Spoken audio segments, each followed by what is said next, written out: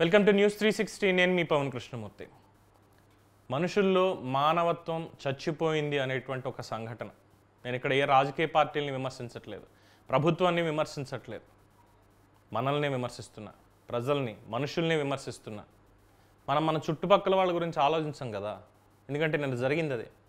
విపత్తు వచ్చినప్పుడే మనలో ఉన్నటువంటి మానవతా గుణం బయటపడుతుంది, మన చుట్టుపక్కల మన అనేటువంటి గుణం బయటపడుతుంది. అందరూ మామూలుగా ఉన్న రోజుల్లో ఎవడు పట్టించుకున్నా పట్టించుకోకపోయినా కక్షలు కార్పణ్యాలు ఉన్న పెద్ద ఏం ఉండదు. కానీ ఇలాంటప్పుడే కలిసికట్టుగా ఉండాలి. ఒక కాకి చచ్చిపోతే 100 కాకులు వచ్చి అక్కడ అరుస్తూ ఉంటాయి. ఒక కుక్క రోడ్డు మీద యాక్సిడెంట్ అయి చచ్చిపోతే అయ్యో నా సహచరుడు చచ్చిపోయాడని చెప్పి ఒక 10-20 కుక్కలు అక్కడికి వస్తాయి. కోతుల్లో, జంతువుల్లో చూస్తున్నాం మనం ఆ యూనిటీ, కానీ మనుషుల్లో ఎక్కడ కనిపించట్లేదు.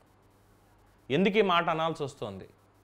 ఒక పక్కన గుంటూరు, విజయవాడ మొత్తం అంతా కూడా కృష్ణా జిల్లాలో వరదలు బీభత్సం అయితే గత 2 రోజుల నుంచి అక్కడ ఈ సరఫరా మొత్తం అంతా కూడా ఆహారం కానీ మెడిసిన్స్ కానీ ఇవన్నీ కాస్త డిలే అయిన మాట వాస్తవం.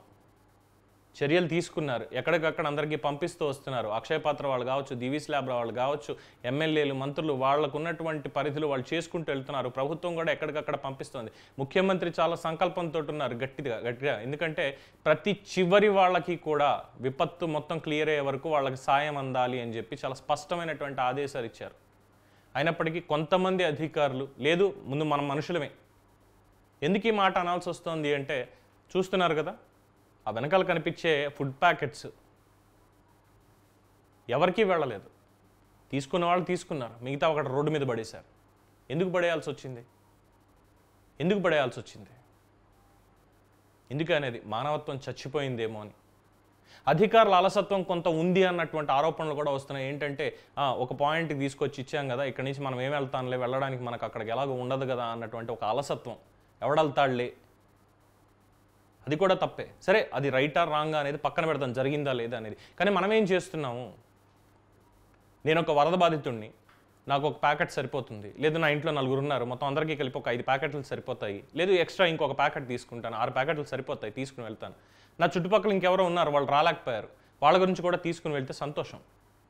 కానీ నేనే మళ్ళీ ప్రభుత్వం ఇస్తుందో లేదో, స్వచ్ఛంద సంస్థలు పంపిస్తాయో లేదో, ఫుడ్ దొరుకుతుందో లేదో అన్నటువంటి ఒక ఆలోచనతో దేంతో నేను ఒక 25-30 ప్యాకెట్లు నేను తీసేసుకున్నాను.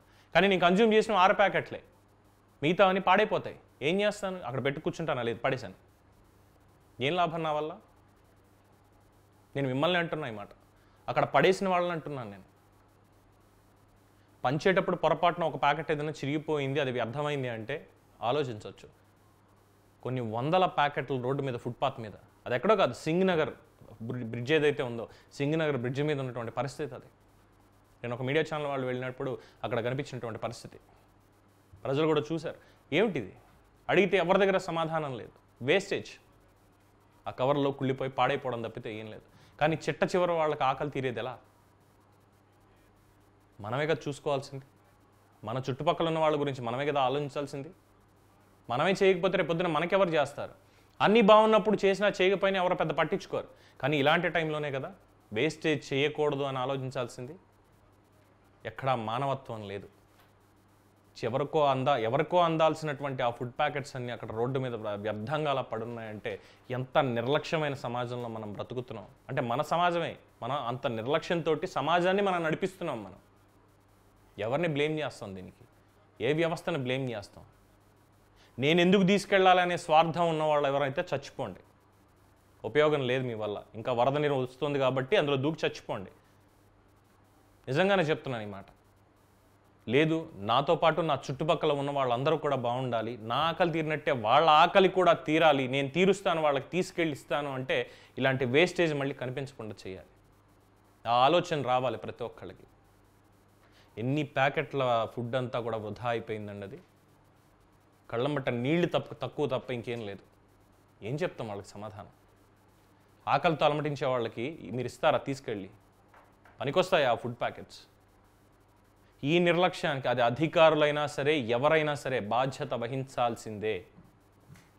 చిట్ట చివరి వరకు వెళ్ళి ఇచ్చి తీరాల్సిందే. ఒక పక్కన గవర్నమెంట్ డ్రోన్స్ యూజ్ చేస్తోంది, ప్రొక్లైనర్లు యూజ్ చేస్తోంది, వెళ్ళలేనటువంటి మార్గాల్లోనూ వాటిల్లోనూ అధికార యంత్రాంగాన్ని పరుగులు పెట్టిస్తోంది. కొంతమందిని తప్పిస్తే అందరూ పనిచేస్తున్నారు. ఎన్డీఆర్ఎఫ్ బృందాలు వచ్చాయి మనకి. హెలికాప్టర్ల ద్వారా ఫుడ్ ఇస్తున్నారు, రెస్క్యూ చేస్తున్నారు, షెల్టర్లు ఇస్తున్నారు, అన్నీ చేస్తున్నారు. మరి ఇదేంటి? అవసరం లేని వాళ్ళు కూడా వచ్చి మాకు కావాలని చెప్పి తీసుకోవడం, అక్కడ పడేసి వెళ్ళిపోవడమా? అలాంటి పనులు చేసేవాళ్ళు ఎవరు కడుపుకు అన్నం తింటున్నట్టు కాదు. ఇంకొకటి కడుపు కొడుతూ ఇలాంటి వ్యర్థాలు చేసేటువంటి వాళ్ళు నిజంగానే అన్నం తినేవాళ్ళు కాదు అసలు. చాలా బాధాకరమైనటువంటి విషయం. సో ఇప్పటి నుంచి అయినా సరే ప్రజలందరూ కూడా అప్రమత్తతోటి ఉండండి, కాస్త మానవత్వంతో ఉండండి. జంతువుల్లో ఉన్నటువంటి యూనిటీ మనకు లేదు కాబట్టి ఎలాగో ఆ యూనిటీ ఎలా తెచ్చుకోవాలి అన్న ఆలోచనతో ఉండండి. తప్పుగా మాట్లాడితే క్షమించండి పెద్దలు ఎవరైనా సరే, ఎందుకంటే మీకు నొప్పిస్తుంది ఖచ్చితంగా ఈ మాట. అలాంటి సమాజంలో మనం ఉన్నాం కాబట్టి. సో దీని మీద మీ అభిప్రాయాన్ని కామెంట్స్ రూపంలో తెలియజేయండి. చూస్తూనే ఉండండి న్యూస్ 360. నేను మీ పవన్ కృష్ణమూర్తి.